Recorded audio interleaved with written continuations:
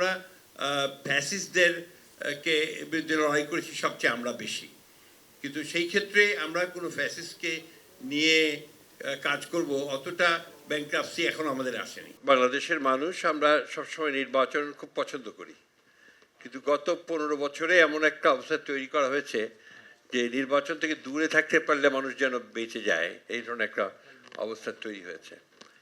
এটা এই অবস্থা থেকে ফিরে নিয়ে আসার যে সুযোগ সৃষ্টি হয়েছে, দুর্ভাগ্যক্রমে সেই সুযোগটাও যেন আমরা অলমোস্ট হারাতে বসার উপক্রম হয়েছে।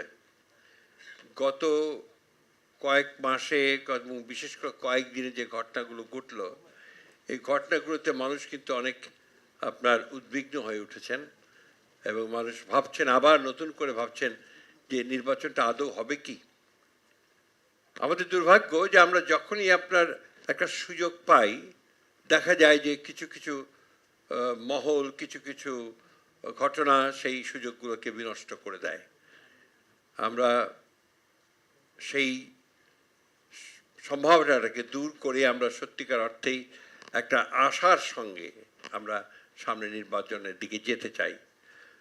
আমার দল, বাংলাদেশ জাতীয়তাবাদী দল, প্রথম থেকেই আমরা নির্বাচনের উপরে খুব জোর দিয়ে আসছিলাম।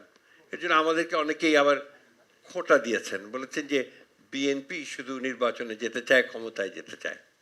কিন্তু এখন এটা প্রমাণিত হচ্ছে যে বিলম্বের কারণে অনেকগুলো ঘটনা তৈরি হয়েছে, অনেকগুলো সুযোগ সৃষ্টি হয়েছে, নির্বাচনকে বানচাল করে দেওয়ার কিছু সম্ভাবনা তৈরি হয়েছে।